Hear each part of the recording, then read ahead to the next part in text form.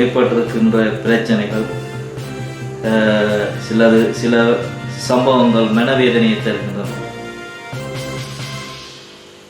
போடுறான் அந்த நிமல ராஜபக்சே வாழ்த்து சொல்றான். அவன் பக்கத்தில் வாங்கி குடிக்கிற நாய் இங்கே வந்து குலைச்சிக்கிட்டு இருக்கு ஒரு நாய். அது அவனுக்கு அவனுக்கு அவனுக்கு பிரச்சனைனா ஆமகரி தின்னா இல்லையான்னு டேய் உங்களையெல்லாம் டேய் நாய் உனக்கு தமிழில எங்க இருக்கு, தெற்கு இருக்கா வடக்கு இருக்கான்னு தெரியாது. என் தலைவன் நின்ன திசை தெரியாது. நாய் நான் எங்களுடைய அண்ணன் சீமான் அவர்கள் அன்றைய தினத்தில் சொல்லியிருந்தார். அவன் என்னடா என்று சொல்லி கேவலமான வார்த்தைகளை எல்லாம் கதைச்சிருந்தார். அண்ணே நல்லால நீங்க இந்தியாவில், நான் இந்தியாவுக்கு வரைக்கலன்னா ஆயுதம் கொண்டு வரையலாது. இந்த ஆயுதம் கொண்டு வரையில நாய் உன்னை சுற்றுப்பேண்டா. நல்ல நீ இப்போது இந்தியாவில், ஏனென்றால் இந்திய மக்கள் நல்லவர்கள். எங்களுடைய நான் ஓடிக்கொண்டிருக்கிறது ஒவ்வொரு தமிழோட காட்டிய நீங்க மனசுல வச்சா எங்களுக்கு நான் இருக்கிறோனோ இல்லையோ நல்ல பயணிச்சு வேற போட்டு எங்கிட்ட தமிழ் மக்கள்கிட்ட இருப்ப நீங்க ஷூவட்டோட. வணக்கம் அன்பு உறவுகளே.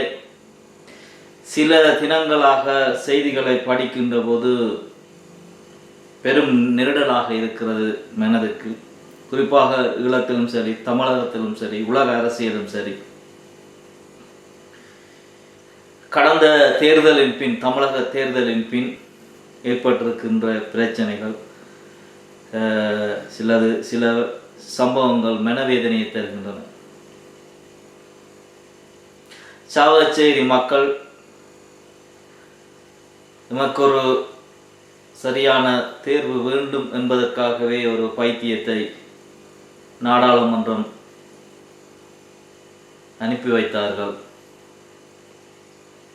நாடாளுமன்றத்தில் அந்த மக்களுக்காகவும் அல்லது ஈழத்தமிழர்களுக்காகவும் அவர்களின் தேவைகள், உரிமைகள், பறைப்புக்கள், அபகரிப்புகள், கொடுமைகள், போரில் நடைபெற்ற படுகொலைகள் பற்றி பேச வேண்டிய பொன்னான நேரத்தில் தனது சுய விளம்பரங்களும் சுய பேச்சுக்களும், குறிப்பாக சீமான் அவர்களை சுடுவேன் என்கின்ற வார்த்தை பிரயோகங்களும், புலம்பெயர்ந்த தேசத்தில் இருப்பவனாக நானும் கண்டிக்கின்றேன். குறிப்பாக தமிழகத்தில் இருக்கின்ற ஈழத்தமிழர் நலன் சார்ந்து அக்கறை உள்ள அரசியல் தலைவர்கள் இதை வன்மையாக கண்டிக்கிறார்கள். அவர்கள் ஒன்றை மட்டும் உணர வேண்டும். எமது சமூகத்தால் அல்லது தமிழ் சமூகத்தால் தவறுதலாக தெரிவு செய்யப்பட்ட அல்லது ஒரு சந்தர்ப்பம் வழங்கப்பட்ட நபரின் கருத்து நீங்கள் பெருப்படுத்த வேண்டாம். குறிப்பாக 2 விடயங்கள்.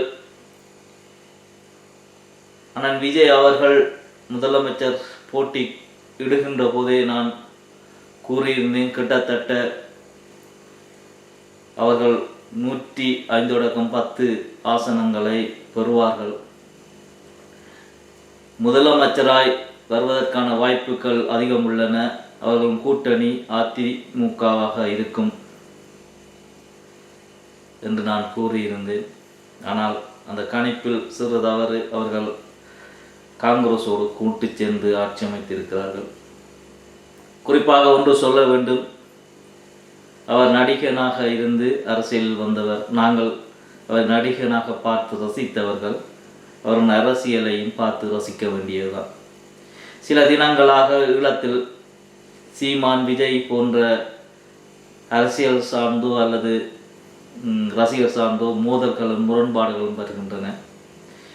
சீமான் அண்ணனை பொறுத்த மட்டில் எமது ஈழம் சார்ந்த வலிகளை, கொடுமைகளை, போராட்ட வரலாறுகளை, தியாகங்களை இளைய தலைமுறைக்கு அணைய விடாது காத்து கொண்டிருக்கிறவர், கடத்தி கொண்டிருக்கிறவர், அந்த உன்னத பணியை செய்கின்றவர் என்ற மட்டில் மரியாதை இருக்கிறது.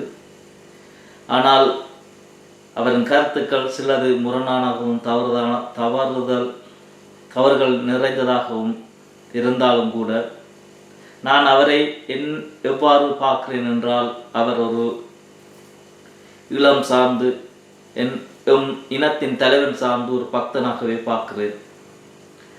அவர் ஒரு ஈழத்து பக்தனாக பிரபாகரன் என்கின்ற நாமத்தை தன் தலைமையாக கொண்டு பாடுகின்றவராக இருக்கிறார். அதை அரசியலாகவும் செய்கிறார். அதற்காக தச்சனையே மக்கள் அன்பளிப்பாக செய்கிறார்கள். அவர்கள் தாங்கள் மனமு வந்து செய்கிறார்கள். இதுதான் அவருடைய சுருக்கமான அரசியலும் அவர் மீது இருக்கின்ற செயற்பாடுகள். ஆகவே எமது ஈழம் சார்ந்தோ எமது தலைவன் சார்ந்தோ உலகத்தில் உள்ள எவரும் அவரை தலைவராகவும் எமது அரசியல் கோட்பாடுகளுக்கு தேவைப்பட்டவராகவும் பயன்படுத்த நிலைநிறுத்த முடியும். அதை சீமான் செய்கிறார். ஆகவே இந்த இரண்டு பேரும் விஜயை பொறுத்த மட்டிலும் சீமான் அண்ணையை பொறுத்த மட்டிலும் அவர்கள் இவர் பாடுபொருளாக அல்லது ஒரு அரசியலாளராகவும் விஜய் ஒரு நடிகராகவும் அல்லது இன்று முதலமைச்சராகவும் இருக்கிறார். ஆக இவர்கள் இந்த பாணியில் தான் நாங்கள் அணுக வேண்டுமே தவிர நாங்கள் இவர்களை எமக்கானவர்களாக என்று கொண்டாட முடியாது. ஆனால் அண்மையில் இந்த விஜயை தூக்கி பிடித்து கொண்டு அல்லது அவரை புகழ் பாடிக்கொண்டு இன்னொரு தேசியத்திற்காக நமது இனத்துக்காக குரல் கொடுப்பவரை அல்லது பேசுபவரை மிக கடுமையாக விமர்சிப்பது என்பதும், இந்த நேரத்தில் அவர் கட்சி சார்ந்த சில உறுப்பினர்கள் மற்ற நபர்களை அல்லது இந்த நாடாளுமன்ற உறுப்பினரை விமர்சித்து இருப்பது என்பதும் மிகவும் ஒரு வேதனையான விடயம். இது தேவையில்லாத விடயம். ஒன்றை மட்டும் புரிந்து கொள்ள வேண்டும். உலகத் தமிழர்கள் தற்போது இலங்கையின் தெற்கு சக்திகள் ஆட்சி அமைப்பதற்காக, குறிப்பாக புலம்பெயர்ந்த தேசத்தில் கட்டமைப்புகளை எவ்வாறு அழித்து அல்லது பிரித்து ஆள முற்படுகிறார்களோ, பிரித்து வைத்திருக்கிறார்களோ, அதே போன்று இந்தியாவில் தேசியம் சார்ந்து உறுதியோடு நிற்பவர்களை கோவலப்படுத்தி பிரிக்க முயற்சிக்கிறார்கள். அது அந்த ஆதையின் ஒரு வெளிப்பாடே இந்த சில தினங்களுக்கு நன்மையில் நடைபெறுகின்ற இந்த விசுக்கோத்தின் சம்பவம். உண்மையில் நல்ல ஒரு விடயம். முதலமைச்சர் விஜய் அவர்கள் அந்த பைத்தியத்தை சந்திக்காமல் விட்டது. நான் ஒருவேளை நினைத்தேன் சந்தித்து விடுவாரோ என்று. ஆனால் அவர் சந்திக்காமல் விட்டதற்காக ஈழத்தமிழர் சார்ந்து நன்றிகளை தெரிவித்துக் கொள்கிறேன். அவர்களின் இவ்வாறான இந்த மனிதர்கள் ஓரம் கட்டப்பட வேண்டும். அது குறிப்பாக யாழ் மாவட்ட மக்கள் புரிந்திருப்பார்கள். அதற்கான பலனை காலம் பதில் சொல்லும். அதையும் தாண்டி இன்று ஏற்பட்டிருக்கின்ற இந்த அரசியல் பூகோள நிலையில் சீமான் அண்ணன் என்பவர் தமிழ்நாட்டு அரசியல் சார்ந்தவர். விஜய் முதலமைச்சராக இருந்தாலும் அவர் ஒரு மாநிலத்தின் அதிகாரத்துக்குட்பட்டே செயற்பட கொண்டிருக்கிறது. ஆதலால் இவர்களால் சிறு அழுத்தங்களை கொடுக்க முடியுமே தவிர இவர்களால் எமக்கான இது ஒரு தீர்வை அல்லது எமக்கான ஒரு உரிமையை பெற்றுத்தர குரல் கொடுக்க மட்டும்தான் இவர்களால் முடியும். வேறு எதுவும் செய்ய முடியாது. இந்த நிலையில் புலம்பெயர்ந்த தேசத்தின் மக்கள் இவர்களை அல்லது குறிப்பாக ஈழத்து இளையோர் ரசிகர்களாகவும் அரசியலாகவும் இவரை வைத்து செயற்படுவோம், கொண்டாடுவோம். அந்த வகையில் அண்மையில் நான் ஒரு செய்தி ஆய்வு கட்டுரை ஒன்று வாசித்திருந்தேன். அது வேற எங்குமில்ல, இந்திய தேசத்தில் எழுதப்பட்டிருந்த ஒரு ஆய்வு கட்டுரை ஒன்று. இந்த ஆய்வு கட்டுரை எமது ஈழம் தொடர்பாக முடிக்கப்பட்டிருந்தது. தற்போது அமெரிக்கா என்கின்ற ஒரு வல்லரசு வாழ்வெட்டப்பட்ட ஒரு நாயாக சுழல்கிறது. அது ஆழம் தெரியாத குட்டையில் கலக்கி மீன் பிடிக்க முயற்சித்ததே இதற்கான காரணம். அந்த கட்டுரையில் தெரிவிக்கப்பட்ட விடயம் என்பது அமெரிக்கா ஜப்பானை தனது பொருளாதார நண்பனாக அனுசரித்து அல்லது ஆதரவை வழங்கி வளர்த்தது. ஒரு கட்டத்தில் அதன் வளர்ச்சியை பொறுக்க முடியாத அமெரிக்கா அதை ஒரு கட்டத்துக்கு மேல் அதை நிறுத்தி கொள்ள பணித்தது. அதால் ஜப்பானுக்கான முரண்பாடு தோன்றியது. அதன் பின் அந்த பாணியை மாற்றிக்கொண்டு சீனாவிடம் சென்றது. சீனாவை நண்பனாக்கி கொண்டு தனது பொருளாதார வணிக நண்பனாக மாற்றிக்கொண்டது. சீனாவும் சேர்ந்து இயங்கியது. சீனாவின் பொருளாதாரம் ஒரு கட்டத்தில் வளர்ச்சியடைய அதே பாணியை அமெரிக்கா மீண்டும் சொன்னது, இந்த வளர்ச்சி இத்தோடு நிறுத்தி கொள்ளுங்கள் என்று. அப்படியும் இருந்து சீனா சொன்னது, நாம் பெரிய தேசம், இன்னும் குடிசை வீடுகள் அல்லது நிலங்களே இருக்கின்றன, நாங்கள் இன்னும் வளரவில்லை என்று அவர்கள் கூறிக்கொண்டு உட்கட்டமைப்புகளை மிக பலமாக அமைத்து கொண்டார்கள். அதனால் தான் இன்று ட்ரம்ப் சீனா முன் கைகட்டி கும்பிட வேண்டிய நிலை ஏற்பட்டிருக்கிறது. இதே போன்று தான் அமெரிக்கா இன்று இந்தியாவோடு ஒரு நட்பு நாடாக இருந்து வருகிறது. அந்த வகையில் இந்தியாவின் வளர்ச்சி போதும் என்கின்ற நிலைப்பாடு இப்போது அமெரிக்காவுக்கு ஏற்பட்டிருக்கிறது. ஆகவே இந்த ஜப்பான் சீனாவில் விட்ட தவறை மீண்டும் அமெரிக்கா இந்தியாவுடன் விடாது. ஆகவே ஏதோ ஒரு முடிவு அவர்களுடன் பேசப்படும், எட்டப்படும். இந்த நேரத்தில் ஒரு முரண்பாடு இந்தியாவுக்கும் அமெரிக்காவுக்கும் ஏற்படுமாக இருந்தால், இந்தியா தற்போது பின் கதவால் கதைக்கின்ற ரஷ்யா சீனா போன்ற நாடுகளோடு கூட்டமைப்பு அமையுமாக இருந்தால், இலங்கை தேசம் 2 மலைகளுக்கிடையே சிக்குண்ட செடியாக மாறுகின்ற போது இலங்கை ஏதோ ஒரு நாட்டை சார்ந்திருக்க வேண்டிய தேவை ஏற்படும். ஒன்று இலங்கையா அல்லது இந்தியாவா அல்லது அமெரிக்காவா? அண்மையில் நீங்கள் அந்த ஈரான் கப்பல் தாக்கி அளிக்கப்பட்ட சம்பவத்தை அறிந்திருப்பீர்கள்.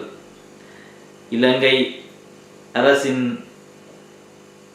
விருந்தினராக அந்த கப்பல் இலங்கையை நோக்கி வருகின்ற போது தாக்கப்பட்டது, அழிக்கப்பட்டது. அதில் காப்பாற்றப்பட்டவர்கள் பத்திரமாக இலங்கை மீண்டும் ஈரானுக்கு அனுப்பி வைத்தது. ஆகவே இங்கேயும் இலங்கை 2 முகங்களை காட்ட வேண்டிய தேவை ஏற்பட்டிருந்தது. இது நீண்ட காலத்துக்கு சாத்தியப்படாது. ஆகவே ஒன்று இந்தியாவா அல்லது அமெரிக்காவா நிலை எட்டப்பட வேண்டி வரும்.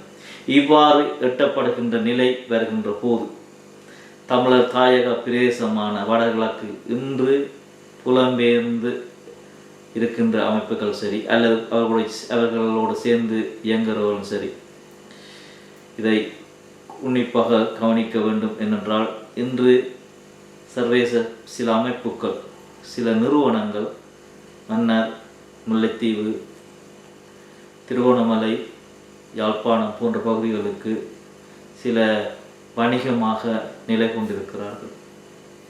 அவர்களுக்கு எமது ஈழதேசம் தேவை.